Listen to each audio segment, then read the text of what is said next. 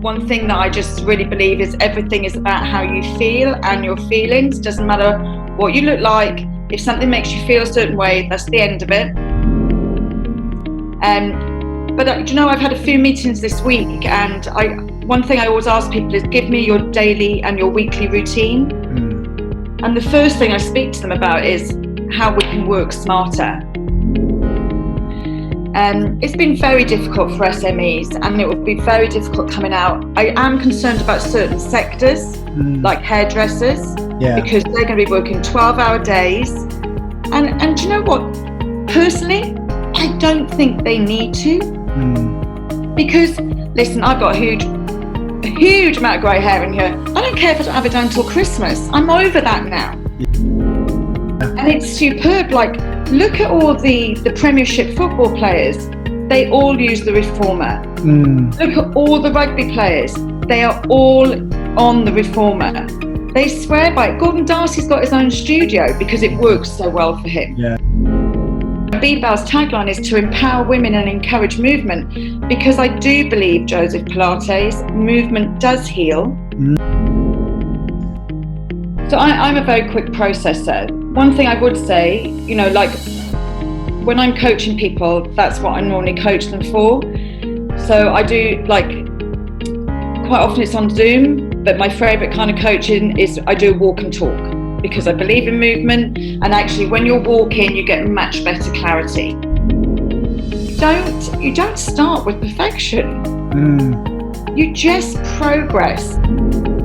Say, I never forget my best boss that taught me so much, and my worst boss that taught me so much. Sometimes we've got to dig deep and find our passion, find what works for us. Sometimes it's not all about winning, but certainly it's about that experience. For us, it's all about winning that experience. This week I get the opportunity to talk to Sian Horn. As an award-winning businesswoman, business coach and speaker, Sian has captivated audiences with her bold and tenacious approach to life, despite many of her setbacks. This is going to be a great podcast, and I know you're going to love it. Great. Okay, and welcome to this week's Always Winning the Experience. I'm your host, Jason Kenny, and this week we're with Sian Horn. I hope I said that correctly. Sian is the CEO of Elite Pilates and BeBelle Sportswear, and the creator of bespoke social wellness days for the corporate industry. So you might tell us a small bit more about yourself, Sian. Yeah, absolutely. So actually, it's been really interesting over this time, because I suppose I've kind of had to turn my business around a little bit. So I started Elite Pilates 7 years ago. I've been in the fitness industry for a very long time, since '96. I used to be operations for David Lloyd, Riverview Club in Donnybrook in Dublin. Wow. Worked for them in the UK, and that's actually how I ended up in Ireland. And then in 2008, part of my remit was to franchise out a lot of that business, because there was 11 departments under the one roof. And I actually bought their spa and beauty offering off them. So that's when I first went into business for myself. I then moved, I met a Cork man. They won't move from Cork. So I sold my business a few years later, and I moved to Cork, and I really wanted to get back into reformer Pilates, and there wasn't any in Cork. I was a teacher, and I just thought, this is ridiculous. So I just said, look, you know, as normal, if nobody else is doing it, then we better do it ourselves. So we started Elite Pilates. We've been at the most with 4 establishments through Cork City, and at our smallest with 2. And we open, we see what the need is. And most of the time, actually, 2 of our studios are now run by ex-employees. So they've been set up very nicely in business. But in 2 years ago, in 2018, a friend of mine approached me and said, you're always talking about bringing out a leisure range. And RT are looking for some business people to do a show called Strictly Business with Sonia Lennon. And I said, oh, yeah, that's fine. I'll just do it. And didn't think about it, don't process, just get on with it. And that sort of was the birth of BeBelle. And BeBelle is an online community. It started all about clothes. And actually what we realized very, very quickly was it wasn't about clothes. It was about people feeling like they belonged. I'm a larger lady. And I've always trained. I've been a dance teacher. Obviously, I teach Pilates the last 7 or 8 years. And I could never really find gear that fitted me appropriately. There is large sizes by all means, but not for people in fitness where we are a little bit more toned, etc. So things would be very oversized, and I really wanted to rectify that. So I thought everybody following BeBelle was a larger lady. But actually they weren't. They were just ladies, because realistically, it doesn't matter what size we are. We're all the same, and we all have that little way that we speak to each other that we probably shouldn't do, and we just want to belong. And so we decided to take a step back actually from the clothing and spend 2019 just building a community in Cork to start with. We've got a beautiful community now of 4,000 women. We run events, so we might do Pilates in the park. We do a Sunday social in Brown Thomas Cork once a month, and then we all go for brunch together. So we take over their fashion floor and we do a movement class, and then we all go for brunch together, carrot and stick.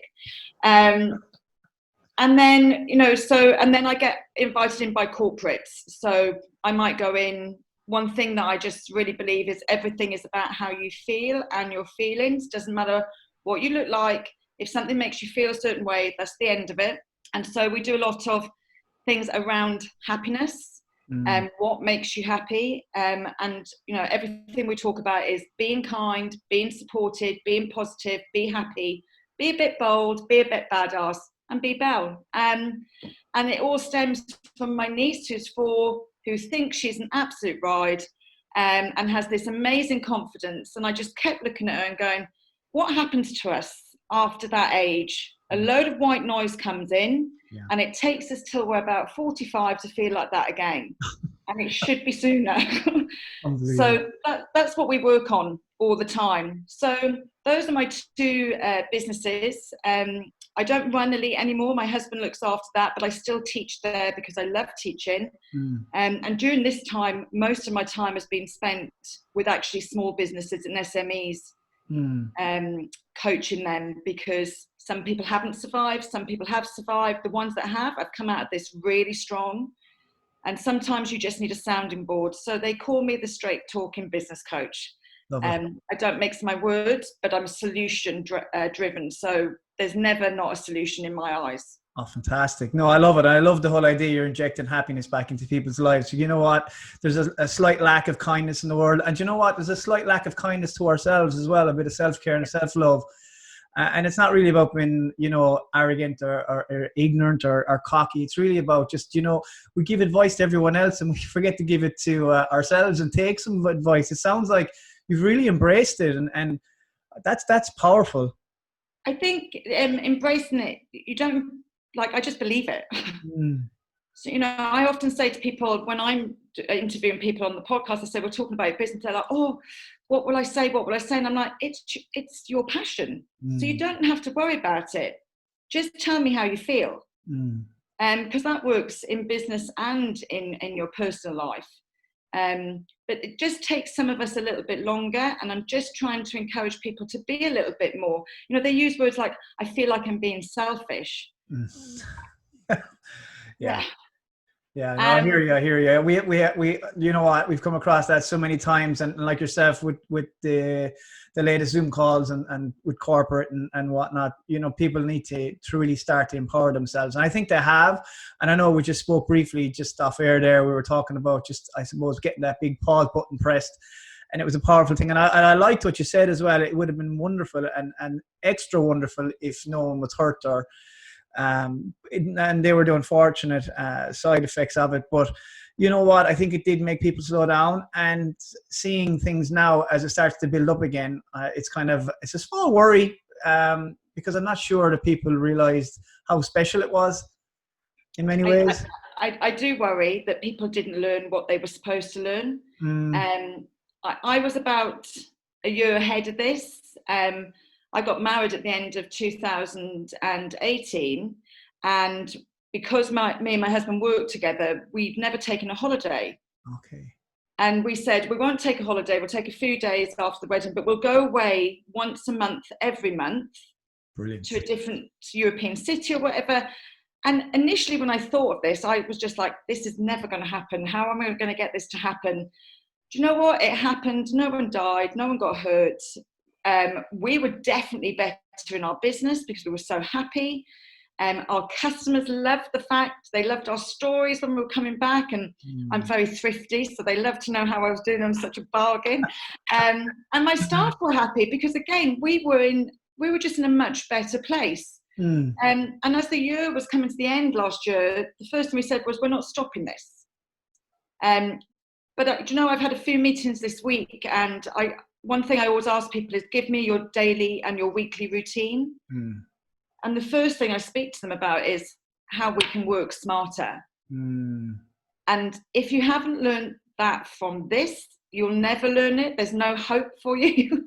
Because this was the prime example. Because whether you realised it or not, there was plenty of times, we call it, you know, the COVID coaster. There was plenty of times where you were having a little bit of a wobble, and then you just had to stop. So actually, if we had dictated our time a little bit smarter, that might have been a little bit easier for us. It's been very difficult for SMEs, and it will be very difficult coming out. I am concerned about certain sectors, like hairdressers, because they're going to be working 12-hour days. And do you know what? Personally, I don't think they need to. Because, listen, I've got a huge amount of grey hair in here. I don't care if I don't have it done until Christmas. I'm over that now. Yeah. It's amazing what we get used to very quickly, isn't it? Oh, absolutely. And I love it, because I'm seeing some people, I'm like, God, you're gorgeous. You're absolutely gorgeous. Whatever you were having done, don't get that done. You're actually so pretty, you know, all these things that we think we need, I think we realise that the majority of us actually have everything we need, especially if we live close to our families, within 2K. You know, there's a shop within 2K. Our loved ones are hopefully within 2 or 20K. We don't really need a lot of other stuff. We have to peel back those layers sometimes, don't we? Just kind of expose ourselves. We're very much afraid of that. I think society has done that. I think, go back to what you were saying about your niece and stuff. You know what? Like, there's no inhibitions. There's nothing. Everything is just as it is. You take it as you see it. And, you know, I think we forgot along the way that, you can't do this, you can't do that. We started putting little blockers in place. And then suddenly we get to the ages of 40, 45 and realize, hey, I'm sick of this. You know, I'm not doing this again anymore. Screw this. I'm going to start doing what I need to do and what I should have been doing years ago. And you start to follow your passion. And you know what? It's never too late, to be honest, ever. Oh, no. Oh, my friends call me Madonna. I change professions at least every 5 years. Brilliant. Has to be done. And people's needs change as they get older. So, you know, I think that I said to someone the other day, she's like, I'm turning 40. And I said, look, they say life begins at 40, literally because of that. I think your inhibitions go, you're just like, really, do I care about that? No, not really. You know, I can't wait to be 50, because if I'm half as hot as I am at 40, I'm on it. And you know what we learned? We learned to say no to. I mean, it was a massive discovery for myself going, no, I decided I'm not going to do that. I've decided I'm stopped pleasing people, and I need to kind of think about, looking after myself. And I think that's my own transition started to happen. But can I just ask you, if we go right back, what brought you into the Pilates and into, you know, all this industry? What kind of was your spark? What was your drive? Well, do you know what it was? So I trained as a dance teacher when I was younger. And then when I was about 22, 23, I kind of gave that up. I went into the pub trade. And I was a landlady in London and around England for a few years. And I was always the largest dancer. And when I went into the pub trade, I put on an awful lot of weight. And I decided to leave the pub trade at 25. I ended up getting, funny enough, a job as an outsized model. But I was big. I was at 26, 28. That, you know, I was holding an awful lot of weight. I wasn't exercising. I just felt very bad about myself. I'd come out of an awful relationship, and all these like little job opportunities were coming to me. So I ended up working at reception at David Lloyd morning shift from 6 till 2. Then I'd go and work in Evans, the shop. Then I'd go up to Oxford Street for whatever gig we had on, whether it was fit-ins or whatever. And then I ran a nightclub 3 nights a week. Wow. So I was on this mad treadmill of Burnout. grabbing a Greg's, grabbing alcohol, going straight into, because some days I'd go from the club to David Lloyd. And I just remember my boss saying, look, you're wasted on reception. We're looking for an operations manager, hospitality, the gym side. And I just made a decision. Yeah, do you know what? I've never been small, but I really wanted to feel better. And I didn't really know what that looked like. I knew it wasn't a size 26, that was for sure. And so I gave up all my jobs, went to work for David Lloyd on the premise that this guy, Adam, trained me. And look, I never got small. I've always been around, I'm 5'8", I hold my weight very well. But I've always, my friends will say, I know you're a big girl, Sian, but you don't wobble. And I'm always like, thanks so much. That's a lovely compliment. But it's kind of true. I've always worked out, whether it goes, I've always done exercise every day. I'm a very, I want to be mobile. And so that's how it really happened. So then I lost, quite a bit of weight. I was still with David Lloyd. And then again, actually, I suppose I got into that thing of operations manager. When you finish work, do you want to go to the gym? Because a member will come up and say, Sian, and I kept diving out of work. And we set up a reformer studio for rugby. They used to train in our gym. And Milner Jaksic, who runs Platinum Pilates in Dublin, very good friend of mine, who was our gym manager at the time, said, Sian, let me work with you on the reformer. And having been an ex-dance teacher, I obviously had quite a bit going on with knees, etc. And I just loved it. And I fell in love with it. It's just, it's everything from rehab to strength and conditioning. It suits everybody. I literally haven't found anybody I can't train. And I just fell in love with Pilates and that, but especially the reformer. The reformer, once I got on a reformer, I never looked back. Right. And so when I moved here, I went into sales actually when I moved to Cork, and I just got really sick again. Couldn't get out of bed I could get out of bed in the morning, but when I put my feet on the floor, I hurt. Okay. I walked like an 80-year-old, and I was just like, this is ridiculous. I did it for about 12 months. We opened Elite, and within 8 months, back to normal. Wow. That goes to show it, doesn't it? Yeah, and that's why even with BeBelle, BeBelle's tagline is to empower women and encourage movement, because I do believe, Joseph, Pilates, movement does heal. And yourself from all your clients, you never come out of any kind of movement going, I feel much more crap than I did when I walked in. It doesn't happen. I love it. Yeah, no, I like, one of the things I encourage is physical activity, and not so much physical exercise, but physical activity, because we forget. See, people will dedicate 20 minutes of their day or maybe an hour of their day to do exercise, and the rest of the day, they're sitting on the phone or on the computer, and they haven't even thought about moving.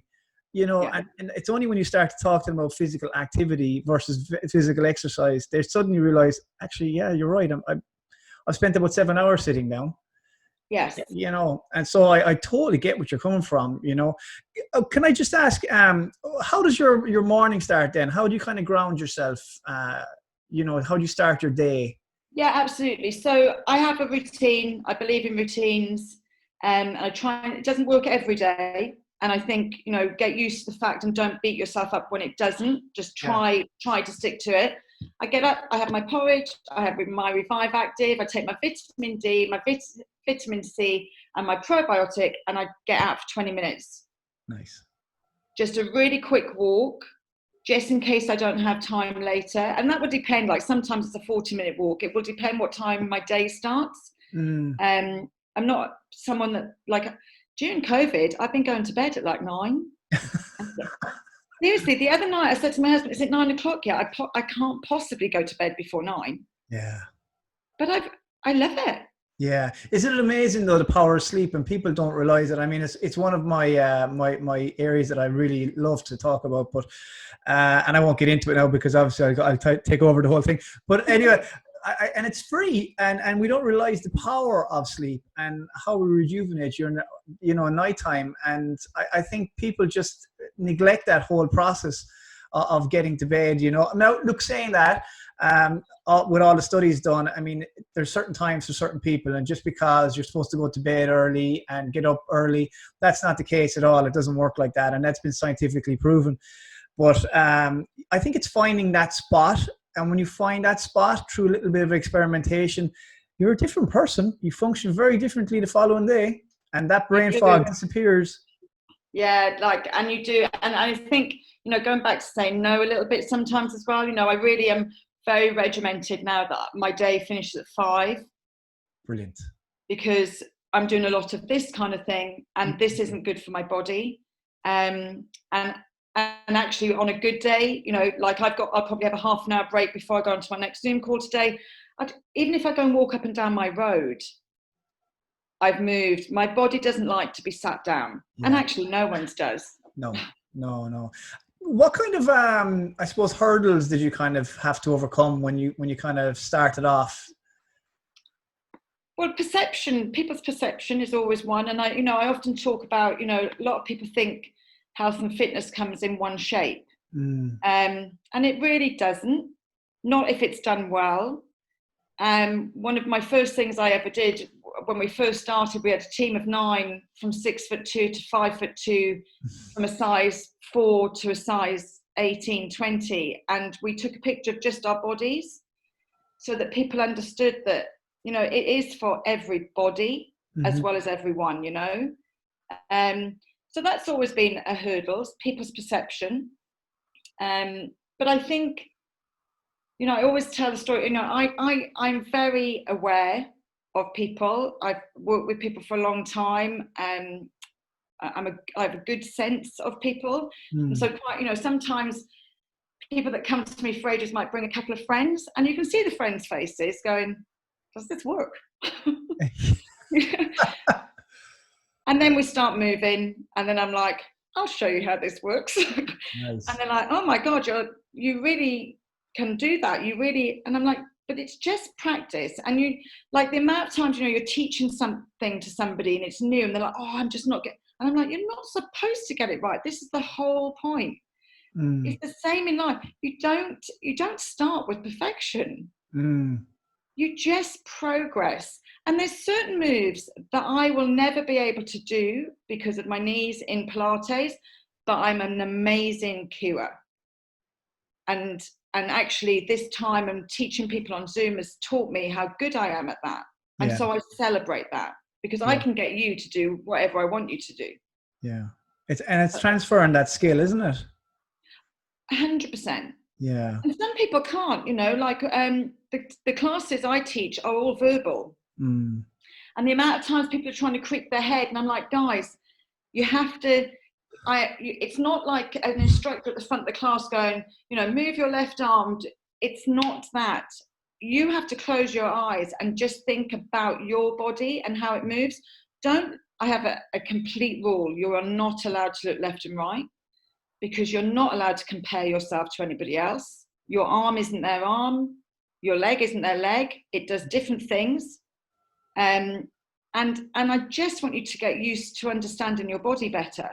Yeah. And once they do, you can just do amazing stuff. I think you need to kind of start looking at it for the guys now as well, I'm afraid. I think guys out there that could do it. In our studio, it's really weird because in Donnybrook, actually, we have a lot of men that come to Reformer. You'll have to come down. Definitely. Because once they understand, because a lot of times they'll come in, a lot of times actually, girlfriends bring their boyfriend, and the girls like really hammer them, Sian, and I'm like, okay.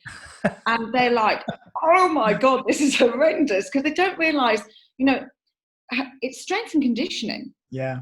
And it's superb. Like, look at all the Premiership football players. They all use the Reformer. Look at all the rugby players. They are all on the Reformer. They swear by it. Gordon Darcy's got his own studio because it works so well for him. Once you get on one, you'll never get off one. I suppose looking at that then,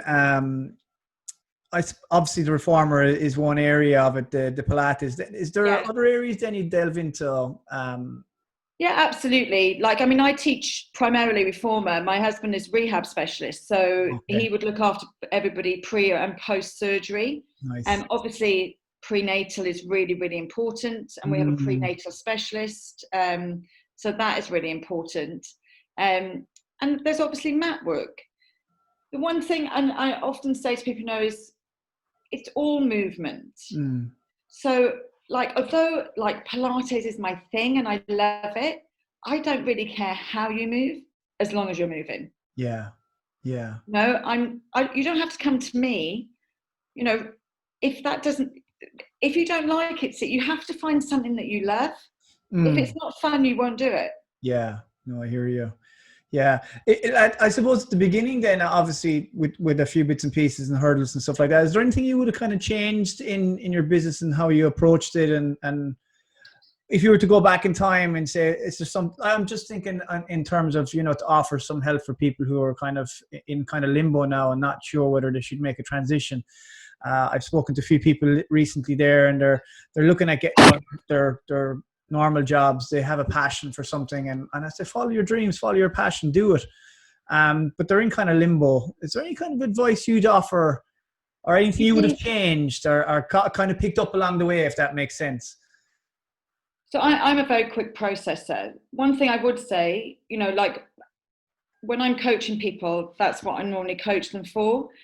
So I do, like, quite often it's on Zoom, but my favorite kind of coaching is I do walk and talk, because I believe in movement. And actually, when you're walking, you get much better clarity.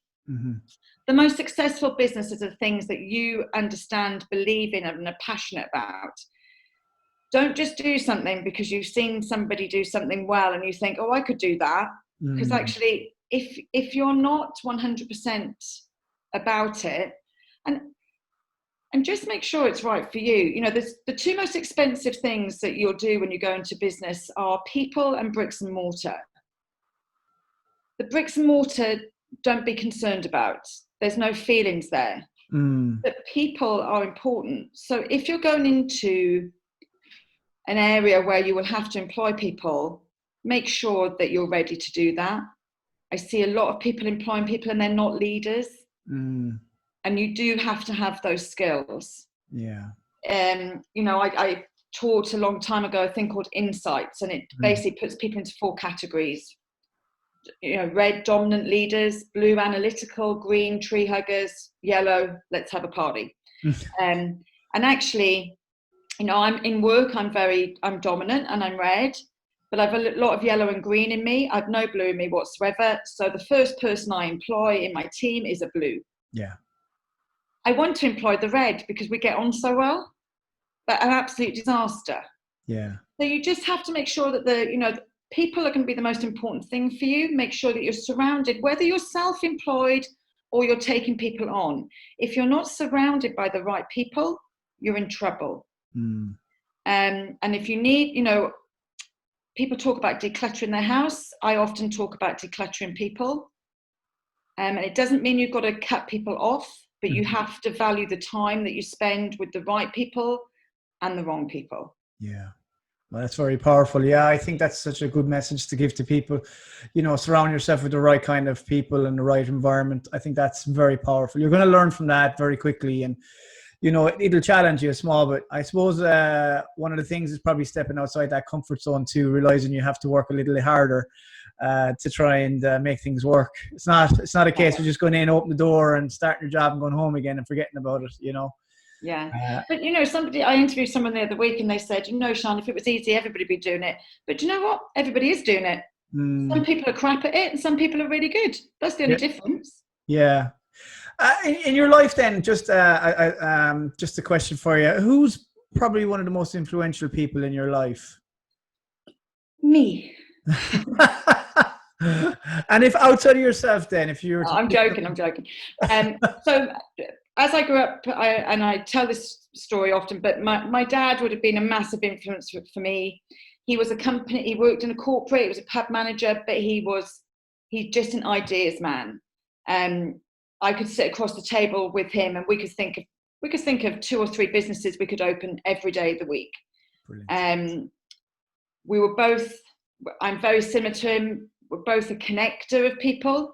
So a lot of my clients, if they say something to me, I go, do you know what, we need to do this. I'm not the person, but I will know the person that can do that. Fantastic. I think your network is really, really important. So my dad would have been the biggest for ideas and everything and that excitement about business. But then it would be my mum, because actually she did all the work. Okay. I just never had my mum. So she was the grafter and he was the showman.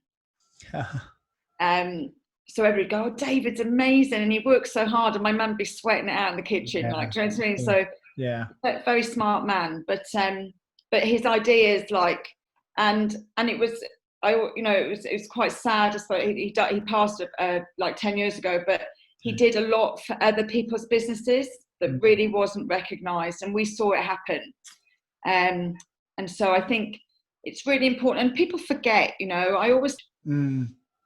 When I've managed people since I was 16, and I've never not been in a management position, and my first boss was dreadful, so I was dreadful. Okay. Until I came across a regional manager that taught me how to really be a boss. Yeah. And then I became a much better boss. And then it's the same in business. As you get older, you're like, is that really an issue? No, it's not. But I'm solution driven always. I say it to my staff, don't come moaning, come and tell me how we fix it. And then we just change it straight away. And if it doesn't work, and that, I think actually that's a fear thing for people as well. What if I change something? What if it doesn't work? What if it doesn't work? You just do something different. It's no big deal. Well, that's a very positive attitude to have. And I think you're obviously, with that, you're giving people the opportunity to be leaders within themselves. Yeah, and I think that's really important. And actually, so I always say to people, if you're the first or the best, you either have to be the first or the best. Do you know what I mean? One or the other. It's the small things that make a difference. We're not opening our studio next week because actually at this time, it's the only time that I've ever said to people, do you know what? Don't lead the field. Don't be the first person to open on Monday. Let them open. Let's see what's happening. Make sure that you're confident and comfortable, and then follow the lead. Because this is a different kind of situation. We were the first reformer studio in Cork City. Others opened exactly the same structure. Okay. Now, that doesn't frustrate me, but I just think, how boring. So actually, when we reopen, and we're going to be the last ones to reopen, brand new structure, something people haven't thought about, a new world, a new start, how exciting. Nice. Yeah, that's really good. This would be the only time that I would say, sit back and watch what's happening, because we don't really, even yesterday on the TV, they were talking about, we hope that the 29th will go ahead. And I'm like, you can't say that now on Tuesday. Yeah, I hear you. So just sit back a bit and let's, because I think next week's going to be absolutely mental. Yeah, no, I agree. It to be. Yeah, I agree. I think that, and look, people are getting itchy feet now at this stage. They want to get into the gyms again. They want to get back in the studios.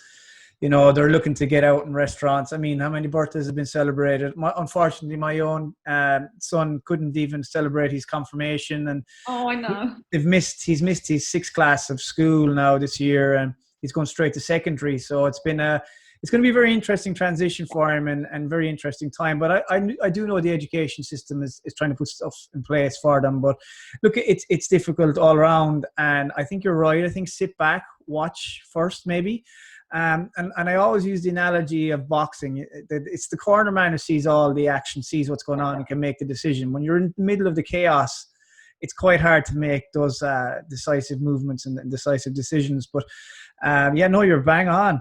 A question for you. If you had a superpower, what would it be? Or invisibility.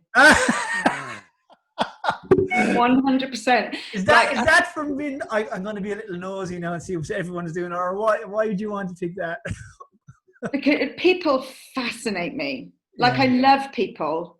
I'm not a loner at all. Like, I have to be surrounded by people all the time. But yeah, I'm nosy. I'd love to listen in, and I'd love to even, like some of the great speakers and stuff. I'd love to be like in their living room, actually going, did they come off stage and go, oh, what a pile of... Did he actually come up with it there and then, or is it all scripted? Oh yeah, absolutely. Yeah, I'm fascinated by people. I could watch all day. Yeah, and why people, the why, I suppose. I'm always interested in why people do what they do. Yeah, no, I think that's a cool one, actually. I think I'd be inclined that direction myself. Yeah, and you know what? Everybody has a story. Everybody's a world of information. And I think we forget that sometimes when we're trying to talk to clients. There's that little bit of, and as a leader and as a boss, we forget sometimes, that little bit of EQ as well, and taking a step back and that corner man approach. Yes, that's a very interesting one. If people want to get in contact with you, what do they do? Or where do they go? Yeah, they can go on to sianhorn.com. All my information is there. And then on Instagram, I'm under Sian_Horn. And obviously, for you girls out there, you can come and join BeBelle.ie and get in on the action. I think you might have a few guys sneaking in as well there, just to try. They do. We have the guys. They like to know what's going on. And actually, it's been lovely because during this time, I've been doing a podcast called Brainstorm in a Teacup, which I know you're going to do with me.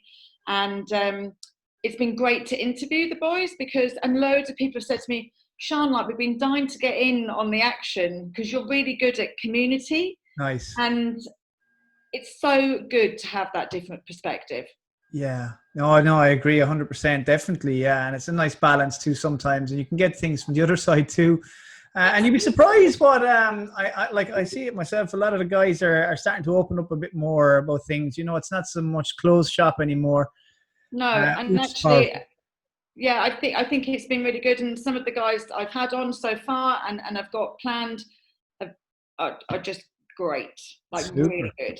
So. Oh, super. Listen, thanks a million, Sian. I really appreciate it, and I appreciate you being on here today. I know people are going to absolutely be blown away by it.